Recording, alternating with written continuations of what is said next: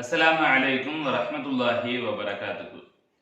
அல்லாஹும்ம ஸல்லி அலா சய்யிதினா வ நபியினா வ மௌலானா முஹம்மதின் வ அலா ஆலி சய்யிதினா வ நபியினா வ மௌலானா முஹம்மதின் அதத மா ஃபீ இல்மில்லாஹ் ஸலாத்தன் தாயிமத்தன் பிதவாமி முல்கில்லாஹ் அம்மா பஅத். கண்ணியத்திற்குரிய அல்லாஹ்வின் நல்லடியார்களே, நாம் அறிவு என்றால் ஒரு 4 விதமான விளக்கங்களை பார்த்தோம்.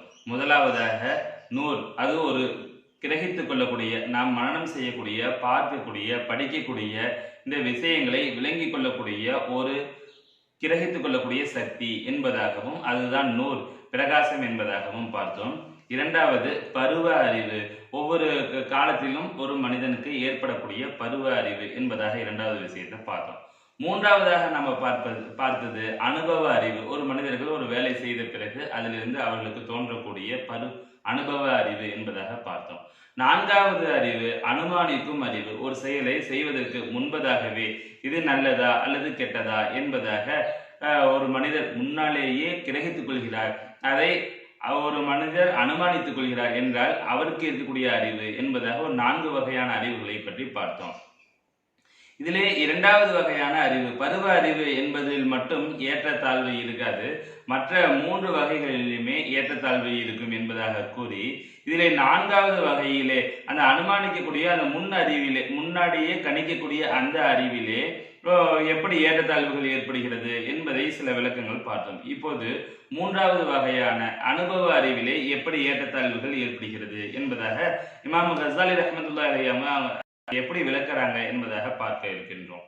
வஹுவ உலூமு தஜாருபி, இதுதான் அனுபவ அறிவுகள் என்பதாக சொல்லுவாங்க. ஃபதஃபாவுத்துன் நாசி ஃபீஹா லா யுன்கர், இதுல மக்கள் ஏற்றத்தாழ்வுகள் அடைந்திருக்கிறார்கள் என்பதை யாரும் மறுக்க முடியாது. அனுபவம் என்றாலே எல்லாருக்கும் ஒரே விதமான அனுபவம் இருக்காது.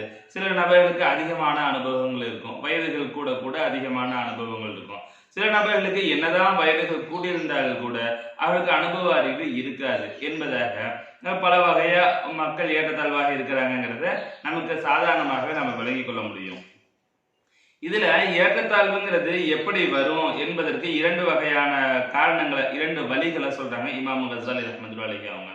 ஒன்று, ஒரு 2 வகையா வரும். ஒன்று ஒரு செயலை செய்யறோம், அந்த செய்த பிறகு அதிலிருந்து கிடைக்கக்கூடிய பாடங்கள், அதிலிருந்து படக்கூடிய பட்டறிவுகள் என்பதை சொல்றோம் இல்லவா, அதிலிருந்து நமக்கு கிடைக்கக்கூடிய ஒரு செயலை செய்த பிறகு அதிலிருந்து சில நல்ல அனுபவங்களையோ அல்லது கெட்ட செய்திகளையோ நம்ம அனுபவிச்சிருப்போம். அந்த அனுபவத்தின் மூலமாக அது தந்த பாடங்கள், இதன் மூலமாக இதனுடைய சில நபர்களுக்கு அது மிக அதிகமான அழுத்தங்களை தந்திருக்கும், சில நபர்களுக்கு குறைவான அழுத்தங்களை தந்திருக்கும். இப்படி அதிலிருந்து நம்ம பெறக்கூடிய பாடங்கள் என்பதாக பார்த்தோம்னா அதிலிருந்து நம்ம பட்ட கஷ்டங்களை வைத்து வரலாம். இது ஒரு வகை. இரண்டாவது, சாதாரண விஷயம் நடந்திருக்கும். இந்த சாதாரண விஷயத்தையே சில நபர்கள் உடனே கற்பூர புத்தி போன்று அவர்கள் உடனே புரிந்து கொள்வார்கள் என்பதாக 2 வகையா இந்த அனுபவ அறிவுகள்ங்கிறது வரும்.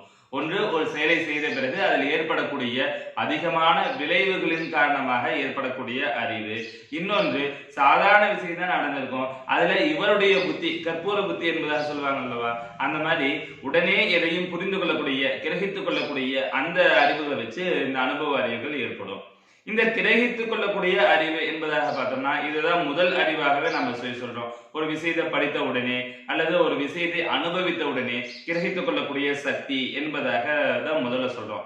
இதுல எப்படி ஏற்றத்தாழ்வுகள் ஏற்படும் என்பதாக பார்த்தோம்னா இதை நம்ம பல வகையா பிரிக்கலாம். இப்ப இந்த கிரகித்துக் கொள்ளக்கூடிய அறிவு என்பதாக பார்த்தோம். இந்த அறிவுங்கிறதுக்கு முன்னாடியே விளக்கம் சொல்லும்போது இது ஒரு நூர், பிரகாசம் என்பதாகவும் சொல்லுவாங்க. நூர் என்பதாக சொன்ன உடனே நமக்கு நல்லா தெரியும் நூறுங்கிறது எப்படின்னு சொன்னா அதனுடைய ஆரம்பங்கள் பார்க்கும்போது மிக மென்மையாக ஆரம்பிக்கும். ஒரு பிரகாசம் ஏற்படுதுன்னு சொன்னா அது இப்ப சூரியனே தோன்றுது அப்படின்னு சொன்னோம்னா அந்த சூரியன் ஆரம்பத்துல ஆரம்பிக்கும் பொழுது எப்படி வரும், உலகத்தை அப்படியே பார்க்கக்கூடிய சமயத்துல உலகத்துக்கு அதனுடைய வெளிச்சங்கள் வரக்கூடிய சமயத்துல ஆரம்பத்துல மிக இலகுவாக, மிக சாதாரண வெளிச்சமாக கம்மியாக வரும்.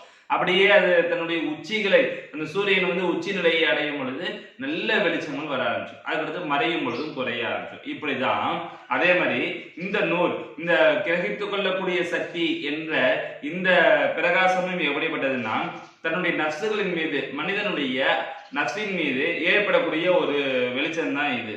இது தன்னுடைய ஆரம்பத்துல இளமை பிராயத்துல குழந்தை பிராயத்துல இந்த மாதிரி ஒரு சூழ்நிலைகள்ல அது ஏற்படும் போது அது மிகவும் கம்மியாக அதிக ஒரு வெளிச்சம் இல்லாம கம்மியாகத்தான் வெளிப்படும். அப்படியே இருக்க இருக்க வயது கூட கூட கூட இந்த சக்தியும் அதிகரிக்கும். அப்படியே கொஞ்சம் கொஞ்சமா அது அதிகரிச்சுக்கிட்டே வரும். இந்த சூரியன் உச்சியை அடையும் போது இதனுடைய வெளிச்சம் எப்படி பிரகாசமா இருக்குதோ அதே மாதிரி ஒரு மனிதன் அவன் தன்னுடைய 40 வயதுகளை அடையக்கூடிய சமயத்துல அவனும் முழுமை அடைகின்றான்.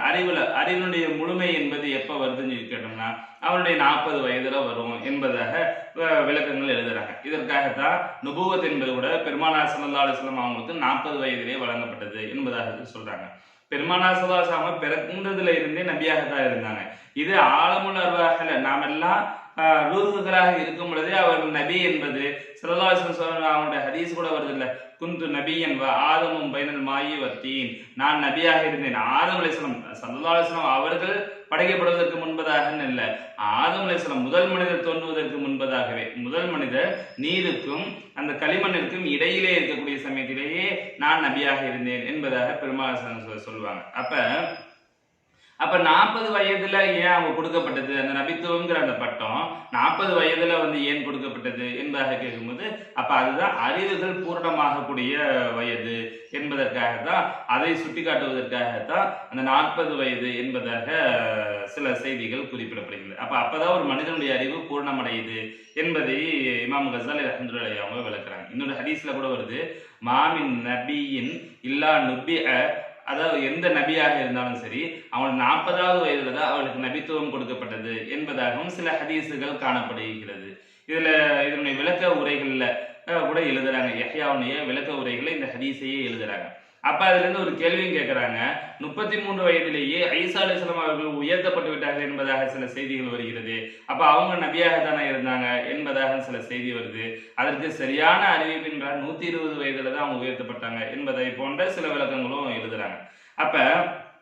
ஒரு மனிதர் அறிவுல பூர்ணப்படுவதுங்கிறது எப்படின்னா அவர் பிறந்ததுல இருந்து கொஞ்சம் கொஞ்சமா அவருடைய அறிவுகள், அந்த அறிவு என்னும் அந்த கிரகித்துக் கொள்ளக்கூடிய அந்த பிரகாசம் என்பது அந்த சூரியன் உதயமாகி கொண்டே வருகிறது. எப்போ அவருடைய அறிவு பூர்த்தியாகுதுன்னு சொன்னா அவருடைய 40 வயது என்பதாக சொல்றாங்க. அதே மாதிரி இப்ப நமக்கு இதுல வெளிப்படையா இன்னொரு உதாரணம் சொன்னாலும் இன்னொரு உதாரணத்தையும் நம்ம சொல்லலாம். எப்படின்னு சொன்னா இப்ப பார்வை இருக்குது. இந்த பார்வைங்கிறது நிறைய நபர்களுக்கு மத்தியில வித்தியாசங்கள் இருக்கதானே செய்யுது. நல்லா கூர்ந்து கவனிக்கக்கூடிய ஒரு மனிதர் இருக்காங்க. 2 பேர் சேர்ந்து உட்காந்து ஒரு இடத்துல இருந்து பார்ப்பாங்க. சில விஷயங்கள் பார்த்த உடனே சில நபர்களுக்கு சட்டம் தெரிஞ்சும், சில பேர் கூர்ந்து கவனிக்கக்கூடிய தன்மைகள் ஏற்படும்.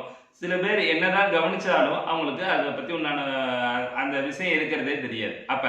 பார்வைகள்ல ஏற்றத்தாழ்வுகள் இருக்குது. இது நமக்கு எல்லாத்துக்குமே தெரியும். பார்க்கக்கூடிய பார்வையில ஏற்றத்தாழ்வு இருக்குது அப்படிங்கிறது சில நபர்களுக்கு கண்ணே தெரியாம இருக்கும். அது சில பேருக்கு கம்மியான பார்வைகள் இருக்கும். இப்படி நிறைய நபர்களுக்கு மத்தியில ஏற்றத்தாழ்வு இருக்கு. இதே மாதிரிதான் அகப்பார்வையிலேயும் இருக்குது. அகப்பார்வையினாதான் அறிவு, கண்கள்ல பார்க்கக்கூடிய அறிவு. இது வெளிப்படையாக தெரியக்கூடிய ஒரு இது இந்த அகப்பார்வை பசீரத் எனப்படக்கூடிய உள்ரங்கமான அறிவுபூர்வமான பார்வை, இதுலேயும் அந்த ஏற்றத்தாழ்வுகள் இருக்கத்தான் செய்யுது என்பதாக சொல்றாங்க. அதுக்குதான் இமாம் கஸாலி ரஹ்மத்துல்லாஹி அவங்க விளக்கம் தராங்க.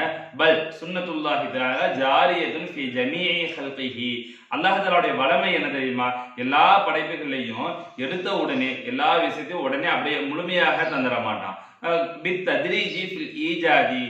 ஒரு மனிதனுக்கு ஒரு விஷயத்தை உருவாக்குறதுனா எல்லா தன்மைகளாக இருக்கணும். இந்த அறிவுங்கிறது மட்டும் இல்லாம, பார்வைங்கிறது மட்டும் இல்லாம, கேட்டல்ங்கிற அந்த உணர்வுகள் மட்டும் இல்லாம எல்லா உணர்வுகளையுமே ஒரு மனிதனுடைய படைப்புகளுக்குள்ள அல்லாஹ் தஆலா தன்னுடைய படைப்புகளுக்குள்ள உடனே எல்லாத்தையும் முழுமையாக கொண்டு இறக்கிற மாட்டான். கொஞ்சம் கொஞ்சமா தத்ரீஜ், அதாவது சன்னமாக தான் அல்லாஹ் தஆலா அந்த படைப்புகளுக்குள்ள அந்த சக்தியை செலுத்துவான். இதுதான் அல்லாஹ்வுடைய வல்லமை என்பதாக சொல்றாங்க.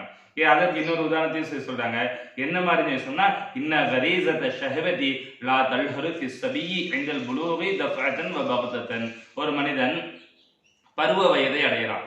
பருவ வயதை அடைந்த பிறகு அவனுக்கு அந்த காம உணர்வுகள், ஆசை உணர்வுகள் எல்லாம் ஏற்படுது. இது உடனே ஏற்படுதா? அவன் பருவ வயது அடைந்த உடனே அவனுக்கு அந்த ஆசைகள் எல்லாம் வந்துடுதா? அப்படி வருதில்லை. இவனுக்கு கொஞ்சம் கொஞ்சமாக தானே இந்த உணர்வுகள் எல்லாம் ஏற்படுது. இதே மாதிரிதான் இந்த அறிவுகள் எல்லாமே என்பதாக. பல் தல்ஹரு ஷைஅன் ஃபஷைஅன் அல தத்ரீஜி, இது கொஞ்சம் கொஞ்சமா சன்னமாகத்தான் அவனுக்கு ஏற்படுது. இதே மாதிரிதான் கதாலிக்கு இதே மாதிரிதான் ஜமீஉல் குவா வசிஃபாத்தி, உலகத்தில் இருக்கக்கூடிய எல்லா ஆற்றல்களும் சரி எல்லா தன்மைகளும் சரி மனிதனிடத்திலே இருக்கக்கூடியதாக இருக்கட்டும் அல்லது மற்ற படைப்பினங்கள் இருக்கக்கூடிய ஒன்றாக இருக்கட்டும், எல்லா சக்திகளும் எல்லா தன்மைகளும் இது போன்றதான் ஒவ்வொரு மனிதனுக்கும் சன்னமாகத்தான் கொடுக்கப்படுது. அப்ப அதன் மூலமாக சில சின்ன மனிதர்களுக்கு இருக்கக்கூடிய அந்த அறிவுகளும் மிகப்பெரிய மனிதர்களுக்கு இருக்கக்கூடிய அந்த அறிவுகளும் வித்தியாசப்படும். சில பேரை மிகப்பெரிய மனிதர்களாக இருப்பாங்க, அவங்களும் தங்களுடைய அறிவுகளை வளர்த்து கொள்ளாததுனால அதை பயன்படுத்தாததுனால அவர்கள் அந்த சிறிய வயதில் இருந்ததை போன்றே கூட இருப்பாங்க. இவர்களுக்கு அவர்களுடைய அறிவுகள் ஏற்படாம கூட இருக்கும் என்பதாக எல்லாம் சில செய்திகளை கொண்டு வந்து சொல்லிட்டே இருக்கிறாங்க. அப்ப எல்லா மனிதர்களுக்கும் ஒரே அடியாக எல்லா தன்மைகளும் எல்லா ஆற்றல்களும் கொடுக்கப்படுவதில்லை என்பதாக சொன்னாங்க. இப்ப மனிதன் படைக்கப்பட்ட இதனுடைய விளக்க உரைகள் எழுதுறாங்க. மனிதன் படைக்கப்பட்ட செயல், இந்த படைப்புங்கிறதுல இதுலயுமே சன்னமாக அல்லாஹ் எடுத்த உடனே ஒரு மனிதனை அப்படி முழுமையாக ஒரு மனிதனாக இறக்கி விடல. இதெல்லாம் அதுக்கு ஒரு உதாரணமாக கொண்டு வராங்க. அறிவுங்கிறதுல எப்படி ஏற்றத்தாழ்வுகள் ஏற்படுதுன்னு சொல்லி பார்க்கக்கூடிய சமயத்துல ஒவ்வொரு அல்லாஹுடைய படைப்புகள்ல இருந்து ஒவ்வொன்றையும் எடுத்துக்காட்டி இதுல ஏற்றத்தாழ்வுகள் இருக்குது பாருங்க, இதுல ஏற்றத்தாழ்வுகள் இருக்குது பாருங்க. ஒரு சூரியன் உதிக்கும் போது இருக்கக்கூடிய தன்மைகளுக்கும் அது நடு உச்சியில் வந்த சமயத்திற்கும் அது மறையும் போது இருக்கக்கூடிய சமயத்திற்கும் எப்படி ஏற்றத்தாழ்வுகள் இருக்கிறதோ இது போலதான் அறிவிலேயும் ஏற்றத்தாழ்வுகள் இருக்கிறது. ஒரு சிறுவன் தனது பருவ வயதை அடைவதற்கு முன்பதை அடைந்த பிறகு கூட அவனிடத்திலே அந்த ஆசை உணர்வுகள் எப்படி சன்னமாக வெளிப்படுகிறதோ அதே போன்றுதான் இந்த அறிவிலேயும் சன்னமாகத்தான். அவன் இளமை பிராயத்தில் அவனுடைய அறிவு ஒரு மாதிரி இருக்கும், அதற்கு பிறகு 10-15 வயதுகளில் ஒரு மாதிரி இருக்கும், அதே மாதிரி 20-30 வயதுகளில் ஒரு மாதிரி இருக்கும், 40 வயது அடையும் போது அவனுடைய அறிவு பூர்ணமாகிறது. அதுல இருந்து அதனுடைய அந்த வயது தான் அவனுடைய முழுமையான அறிவு பெறக்கூடிய வயது என்பதாக வரிசையா சொல்லிட்டு வராங்க. இப்ப அடுத்து மூணாவதாக ஒரு உதாரணம் சொல்றாங்க. ஒரு மனிதன் அல்லாஹ் தஆலா படைக்கும் போது எப்படி படைச்சோம் அப்படின்னு சொல்லிட்டு அல்லாஹ் தஆலா குர்ஆன்ல சொல்றான். அப்ப அந்த படைக்கக்கூடிய அந்த சமயத்துல கூட 7 வகையான படித்தரங்களை அல்லாஹ் தஆலா சொல்றான். எப்படி வானம் பூமிகளை படைக்கும் போது 7 வானம் 7 பூமி என்பதாக எல்லாம் இருக்குதோ அதே மாதிரி இதுல 6 நாட்கள்ல நாங்க படைத்தோம் அப்படின்னு சொல்லி சொல்லும்போது அது சன்னமாக ஒவ்வொரு நிலைமையாக அல்லாஹ் தஆலா மாற்றி கொண்டு வருகின்றானோ அதே மாதிரி இந்த மனிதனை படைக்கக்கூடிய சமயத்துல கூட அல்லாஹ் தஆலா ஒரு 7 விதமான நிலைமைகளை ஒரு மனிதன் இப்படி உருவாகுவதற்கு முன்பதாக உள்ள 6 நிலைமைகள், இந்த நிலைமை ஒன்று மொத்தம் 7 நிலைமைகள் அல்லாஹ் தஆலா தனது திருமறையில குறிப்பிடுகின்றான். சூரத்துல் முஃமினூன்ல 12வது 13 14வது வசனங்கள் அல்லாஹ் தஆலா குறிப்பிடுறான். வலக்கத் ஹலக்னல் இன்சான மின் சுலாலத்தின் மின் தீன், மனிதனை நாம் அந்த களிமண் போன்ற ஒரு இதுல இருந்து படைச்சோம். சுலாலத்தின் மின் தீன், அதாவது களிமண் போன்ற ஒரு பிசுபிசுப்பான ஒரு தன்மைகள்ல இருந்து நம்ம படைத்தோம் என்பதாக. முதலாவது தன்மை சுலாலத்தும் மின் தீன் என்ற அந்த ஒரு மர்த்தபா. இது ஒரு வகையான மனிதன் படைக்கப்படுவதற்கு ஆரம்ப மர்த்தபா இந்த நிலைமை. இதுக்கு நிறைய விளக்கங்கள் எழுதுறாங்க. ஹஸரத் ரயீசுல் முஃபஸ்ஸிரீன் அப்துல்லாஹ் இப்னு அப்பாஸ் ரலியல்லாஹு தஆலா அன்ஹு அவங்க விளக்கம் சொல்லும்போது சஃபுவத்துல் மாஇ, தெளிந்த நீர் என்பதாக சொல்லுவாங்க. இதற்கு இன்னும் நிறைய விளக்கங்கள் இருக்குது. இது எப்படிப்பட்ட நிலைமை, இதை வைத்து அல்லாஹ் தஆலா என்ன குறிப்பிடுகிறார் என்பது நிறைய விளக்கம் வருது. அப்ப முதல் மர்த்தபா முதல் படிங்கிறது சுலாலத்தும் மின் தீன், அந்த களிமண் போன்ற அதுல பிசுபிசுப்பான ஒரு நிலைமை என்பதாக சொல்லுவாங்க. இதற்கு அடுத்து என்ன நிலைமையில மாறா, இந்த சுலாலத்தும் மின் தீன்கிறது சும்மா ஜஅல்நாஹு நுதுஃபதன் ஃபீ கராரின் மகீன், அந்த கர்ப்ப வரையிலே நம்பிக்கைக்குரிய அந்த அறையிலே அல்லாஹ் தஆலா அதை நுதுஃபாவாக அதை ஒரு இந்திரியமாக அல்லாஹ் தஆலா மாத்துறான்.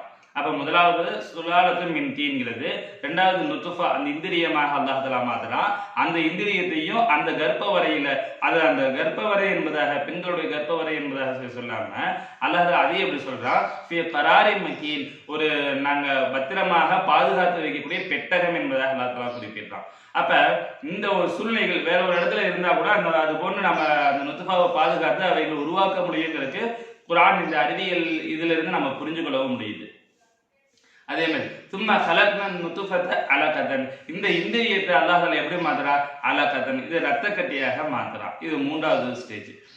ஹலக்னல் அலகத முலகதன், இந்த ரத்த கட்டியை அல்லாஹ் தஆலா எப்படி மாத்துறான், மென்று சாப்பிடக்கூடிய ஒரு தசையாக மாத்துறான். முதலாக இந்த மாதிரி ஒரு தசையா அந்த ரத்த கட்டில இருந்து அது ஒரு கெட்டியான மென்று பார்க்கக்கூடிய ஒரு தசக்கட்டியாக அல்லாஹ் தஆலா மாத்துறான். இந்த தசகட்டியே எப்படி மாறுது? அவைகள் எலும்புகளாக மாறுது. அப்ப முதலாவது சுலாலத்து மின்தீன், இரண்டாவது நுத்துஃபா இந்திரியம், மூணாவது நிலைமை அலக்கத்து ரத்த கட்டி, இதுல இருந்து முதுகத் இது மெண்டு சாப்பிடக்கூடிய சதக்கட்டி, அடுத்தது ஐந்தாவது இதே தசகட்டி அது எலும்புகளாக மாறுது. இது ஐந்தாவது ஸ்டேஜ். அதுக்கடுத்தது இதற்கு பிறகு இந்த எலும்புகள் தோன்றிடுச்சு. இந்த எலும்புகளை சதைகளால நம்ம இவைகளை போர்த்தணும். இதற்கு பிறகுதான் இந்த எலும்பு முதல்ல உருவாயிருது. இந்த எலும்புக்கு மேல அல்லாஹ் தஆலா நம்மளுடைய சதைகளை உருவாக்குறான். அப்ப இது ஆறாவது ஸ்டேஜ். இதற்கு பிறகுதான் சும்மா அன்ஷஅனாஹு ஹல்கன் ஆகர், நாம் இவரை வேறொரு தனி படைப்பாக ஒரு தாயுடைய கற்பவரையில் இருந்தா கூட இது ஒரு தனிப்பட்ட ஒரு படைப்பாக, இதுவரைக்கும் தாயுடைய கற்பவரையில் தாயுடைய தாயாக இருந்தது, ஆனால் இதற்கு பிறகு இதை தனிப்படைப்பாக நாங்கள் மாற்றுகின்றோம் என்பதாக அல்லாஹ் தஆலா சொல்லிட்டு ஃபதபாரகல்லாஹு அஹ்ஸனுல் காலிகீன், இவ்வளவு அழகாக படைக்கக்கூடியவர்களிலே அல்லாஹ் படைப்பாளர்களிலேயே பரக்கத் நிறைந்தவனாக மாறிவிட்டான் என்பதாக அல்லாஹ் தஆலா தன்னுடைய அத்தாட்சிகளை சொல்றார். அப்ப மனித படைப்புகள் கூட எப்படி சன்னம் சன்னமாக ஒவ்வொன்றாக மாறிக்கொண்டே இருக்கின்றதோ அதே போன்றுதான் எல்லா தன்மைகளும் மாறுது என்பதாக சில விளக்கங்கள் தராங்க. அதே மாதிரி நம்மளுடைய ஒவ்வொரு உறுப்புகள் இருக்கு, 5 உறுப்புகள் சொல்லுவோம். இந்த 5 உறுப்புகள் மூலமாகத்தான் எல்லா விஷயங்களையும் நம்ம அறிதல், பார்த்தல், எல்லா விஷயங்களையும் நமக்கு உண்டான எல்லா செய்திகளையும் நம்ம செய்வோம். இப்போ முதலாவதாக கண்கள், காது, அதே மாதிரி மூக்கு, வாய், தோல், இந்த மாதிரி 5 உணர்வுகளை தரக்கூடிய 5 உறுப்புகள். இந்த 5 உறுப்புகளுக்கும் இந்த 5 புலன்கள் 5 உணர்வுகளை நம்ம கண்கள்னா பார்க்கிறது, காதுனா கேட்கிறது, மூக்கு சுவாசிக்கிறது, அதே மாதிரி வாய் பேசக்கூடிய அந்த சுவைத்தல் இந்த தன்மை, அதே மாதிரி தோல் தொட்டு உணர்தல், இந்த செய்தி இந்த உணர்வுகளை எல்லாம் இது பண்ணுவோம். இந்த ஒவ்வொரு உணர்வுகளுக்குமே நிறைய தன்மைகள் இருக்குது. இப்ப பார்த்தோம்னு சொன்னா அதற்கு ஒரு 11 தன்மைகள் இருக்குது. எதுகளை எல்லாம் அதுகள் பார்க்க முடியும், இவைகளுடைய தன்மைகள் என்ன. அதே மாதிரி கேட்டல், அதற்கு 2 தன்மைகள் இருக்குது. அதே மாதிரி நுகர்தல், இதற்கு 2 தன்மைகள் இருக்குது. அதே மாதிரி சுவைத்தல், இதற்கு 7 தன்மைகள் இருக்குது. அதே மாதிரி தொட்டு உணர்தல், இதற்கு 10 வேலைகள் இருக்குது. இந்த மாதிரி தொட்டு உணர்தல உஷ்ணம், அதே மாதிரி குளிர், ஈரம், காய்தல், நளினம், கெட்டி, இவைகளை எல்லாம் அறிந்து கொள்ளக்கூடிய வேறு வேறு வேறு வேறு தன்மைகள் இருக்குது. இது ஒவ்வொன்றுமே சடன்னு உடனே ஏற்படக்கூடியது கிடையாது. ஒவ்வொரு ஸ்டேஜுகள்ல மாறி மாறி மாறி மாறிதான் வரக்கூடியது என்பதாக பல செய்திகளை குறிப்பிட்டாங்க இந்த விளக்க உரைகள்ல. இந்த ஒவ்வொரு உறுப்புகள் இருக்குல்ல, இந்த ஒவ்வொரு உறுப்புகளுக்கும் ஒவ்வொரு உணர்வுகள் நாம சொல்லி இருக்கிறோம். கண், காது, மூக்கு, இவைகள் எல்லாத்துக்குமே. அப்ப இந்த இதுகள் எல்லாம் நமக்கு வெளிப்படையாக தெரியக்கூடிய உணர்வுகள். இதனுடைய இறுதியாக இதற்கு பாத்தினியத்தான உணர்வுகள் என்பதாகவும் சில உணர்வுகள் இருக்குது. இப்ப கண்கள்ல நம்ம பார்வை, இது வெளிப்படையான பார்வை, அதே மாதிரி அகப்பார்வை என்பதாக நம்ம பிரிச்சிருக்கிறோம். அதே மாதிரி எல்லா உறுப்புகளுக்கும் வெளிப்படையான உணர்வுகள் எப்படி இருக்குதோ இதனுடைய இறுதி ஸ்டேஜாக இது எங்க போய் முடியுதோ அந்த இடத்துல இதனுடைய அகப்பார்வைகள், அதே மாதிரி அகத்தினுடைய உணர்வுகள் என்பதாக ஒவ்வொன்று இறுதி ஸ்டேஜும் இருக்குது. அப்ப இந்த இடையில கடக்கக்கூடிய இந்த தன்மைகள் தான் இதுகள்ல கொஞ்சம் கொஞ்சமாக நாம செல்லக்கூடிய பாதைகள். இது உடனே ஒவ்வொரு மனிதருக்கும் எடுத்த உடனே அப்படியே கொடுக்கப்படுவதில்லை. அல்லாஹ்வுடைய வளமையே இவைகளை சன்னம் சன்னமாக கொஞ்சம் கொஞ்சமாக தான் கொடுக்கப்படுது என்பதாக விளக்கம் தராங்க. அதே மாதிரி அதற்கு அடுத்தபடியாக இன்னொரு ஆதாரபூர்வமான சில செய்திகள் சொல்றாங்க. ஒமன் அன்கர தஃபாவுதன் நாசி ஃபீ ஹாதிஹில் கதீஸதி, இந்த கிரகித்துக் கொள்ளக்கூடிய சக்தியில மனிதர்களுக்கு மத்தியில ஏற்றத்தாழ்வு இல்லை அப்படின்னு ஒரு மனிதர் சொன்னார்னா அன்னஹு முன்ஹலிஉன் அன் ரிபகத்தில் அக்லி, இவருக்கு அறிவே இல்லைன்னு அர்த்தம். இவர் அறிவு என்ற அந்த தன்மையிலிருந்து நீக்கப்பட்டு விட்டார் என்பதாக அர்த்தம். ஏன் சொல்லி சொன்னா இதற்கு நம்ம பெருசா ஒன்று யோசிக்க தேவையில்லை. மமன் லன்ன அன்ன அக்லன் நபி ஸல்லல்லாஹு அலைஹி வஸல்லம் மிஸ்ல அக்லி ஆஹாதி சுவாதியதி வ அஜ்லாஃபில் பவாதி, நாயகம் ஸல்லல்லாஹு அலைஹி வஸல்லம் அவர்களுடைய அந்த அறிவும் அதே போன்று இந்த பட்டிக்காட்டில் இருக்கக்கூடிய சாதாரண ஒரு எளிமையான ஒரு மனிதன் வச்சுக்கோம், இவருடைய அறிவும் ரெண்டும் ஒரே மாதிரிதான் இருக்குது. ஒரு மனிதர் அப்படி, அதாவது அறிவுகள்ல ஏற்றத்தாழ்வு இல்லை அப்படின்னு நம்ம சொன்னோம்னா அப்ப பெருமானார் ஸல்லல்லாஹு அலைஹி வஸல்லம் அவங்களுடைய அறிவும் சாதாரண ஒரு மனிதனுடைய அறிவு ஒரே மாதிரி இருக்குது என்ற ஒரு கருத்துல கொண்டு வந்துருவாங்க. இப்படி ஒரு மனிதர் அப்படி எண்ணிட்டாருன்னா அந்த பட்டிக்காட்டுல இருக்கிறாங்கல்ல அந்த மனிதர்களை விட இவர் மோசமான அறிவு கொடுக்கப்பட்டவர், அவர்களை விட நீசத்தனமானவர் என்பதாக கருத்து எடுத்துக்கொள்ள வேண்டும். கைஃப யுன்கிரு தஃபாவுத்துல் கரீஸத்தி. இப்படி இருக்கும் பொழுது ஒரு மனிதர் ஸல்லல்லாஹு அலைஹி வஸல்லம் அவருடைய அறிவும் சாதாரண ஒரு மனிதருடைய அறிவும் ஒண்ணுதான் அப்படின்னு சொன்னாருன்னா, அப்ப இவர் அவரை விட கேவலமானவர். அந்த அறிவு கூட அந்த சாதாரண மனிதருக்கு இருக்கக்கூடிய அந்த பட்டிக்காட்டு மனிதருடைய கொடுக்கப்பட்ட அறிவு கூட இவருக்கு இல்லைன்னு தான் அர்த்தம் என்பதாக சொல்றாங்க. இதுக்கு ஹதீஸ் பூர்வமாக நிறைய ஆதாரங்களை சொல்றாங்க. வஹபு இப்னு முனப்பஹ் ரஹ்மத்துல்லாஹி அலைஹி, இவங்க மிகப்பெரிய ஒரு தாபியி, மிகச்சிறந்த ஒரு அறிஞர் என்பதாக சொல்லுவாங்க. நிறைய கிதாபுகளை படித்து கழைத்து குடித்த ஒரு மனிதர். இவங்க சொல்றாங்க, கரத்து அஹத வ சபீன கிதாபன், நான் 71 கிதாபுகளை படிச்சு பார்த்திருக்கிறேன். ஃபவஜத்து ஃபி ஜமீஇஹா, இந்த எல்லா கிதாபுகளையும் நான் பெற்றிருக்கிறேன். நான் அறிந்த செய்தி, நான் 71 கிதாபுகளுக்கு மேல, அவங்களுடைய காலத்துல கிதாபுகள் என்பது கிடைப்பது, அவங்களுடைய காலத்துல கிதாபுகளை தோன்ற ஆரம்பிச்சது. அந்த நேரத்திலேயே அவைகளை தேடி இவர்கள்லாம் படிக்க ஆரம்பிச்சிருந்தாங்க. நிறைய நபர்களை ஓதி இருப்பாங்க. கிதாபுகளாக வெளிவந்த கிதாபுகள்ல 71 கிதாபுகளை படிச்சு பார்த்திருக்கிறேன். இந்த 71 கிதாபுகள் இருந்து நான் அறிந்த செய்தி என்ன தெரியுமா என்பதாக அவங்க குறிப்பிடுறாங்க. இன்னல்லாஹ லம் யுஅத மின் ஜமீஇன் நாசி மின் பதீஇத் துன்யா இலா இன்கிலாயிஹா மினல் அக்லி. அல்லாஹ் தஆலா இந்த மனிதர்களை எல்லாத்தையும் படைச்சிருக்கிறான். இந்த மனிதர்கள் எல்லாவற்றையும் சேர்த்து, எல்லா மனிதர்களையும் ஒன்று சேர்த்து, உலக ஆரம்பத்திலிருந்து இறுதி நாள் வரைக்கும் மனிதர்கள் வராங்கல்ல, அந்த மனிதர்கள் எல்லாவற்றையும் சேர்த்து இவர்களுக்கு கொடுக்கப்பட்ட அறிவுகளை நாம் கணக்கிட்டால், இந்த கணக்கிட்டு பார்த்தோம்னா இவங்க எல்லாத்துக்கும் சேர்த்து கூட கொடுக்கப்படவில்லை. ஃபி ஜம்பி அக்லி முஹம்மதின் ஸல்லல்லாஹு அலைஹி வஸல்லம், பெருமானார் ஸல்லல்லாஹு அலைஹி வஸல்லம் அவர்களுக்கு கொடுக்கப்பட்ட அந்த அறிவினுடைய ஒரு பாகத்துல இருந்து கூட அவங்களுக்கு பிரிக்கப்படல, அதை கூட முழுமையாக கொடுக்கப்படல. அதனுடைய பாகத்திலும் மிக கம்மியாக தான். எந்த அளவுக்கு கொடுக்கப்பட்டது தெரியுமா?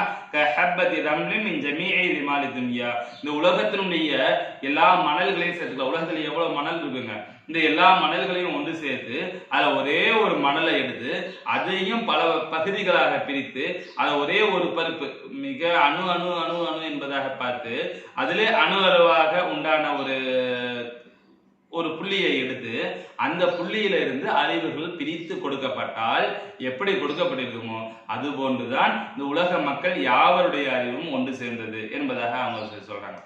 அண்ணா முஹம்மதின் ஸல்லல்லாஹு அலைஹி வஸல்லம், நிச்சயமாக முஹம்மது ஸல்லல்லாஹு அலைஹி வஸல்லம் வந்து அர்ஜஹ் நாஸி அக்லன், மனிதர்களை அறிவால் மிக உயர்ந்தவர்கள் அவங்க, வஅஃலலுஹும் ரஅயன், சிந்தனையால் மிகச்சிறந்தவங்க அவங்க என்பதாக சொல்றாங்க. இப்படி எல்லாம் பார்க்கும்போது இந்த செய்திகளை எல்லாம் வைத்து நாம பார்க்கும் பொழுது அறிவுகள்ல ஏற்றத்தாழ்வுகள் ஏற்படுகிறது என்ற செய்திகளை இமாம் கஸாலி ரஹ்மத்துல்லாஹி அலைஹி அவங்க நிறுவறாங்க. எதையுமே தர்க்க ரீதியாக இவங்க எல்லா செய்திகளையும் நம்ம ஆரம்பத்திலிருந்து பார்த்துருப்போம். அறிவுபூர்வமாக இது இப்படிதான் என்பதாக நிறுவிக்கிட்டே வருவாங்க. இப்ப அறிவுகள்ல ஏற்றத்தாழ்வுகள் ஏன் ஏற்படுது என்பதாக விளக்கிக்கிட்டே வராங்க. இப்படி ஏற்றத்தாழ்வுகள் இருப்பதனாலதான் மக்கள் 3 வகைகளாக பிரிக்கப்படறாங்க என்பதாக கூறி அந்த 3 வகைகள் என்னென்ன என்பதையும் சொல்றாங்க. இன்ஷா அல்லாஹ் அடுத்த தொடர்களில் தொடர்ந்து பார்க்கலாம். ஸல்லல்லாஹு அலா முஹம்மத் யா ரப்பி ஸல்லி அலைஹி வஸல்லிம். அஸ்ஸலாமு அலைக்கும் வ ரஹ்மத்துல்லாஹி வ பரகாத்துஹு.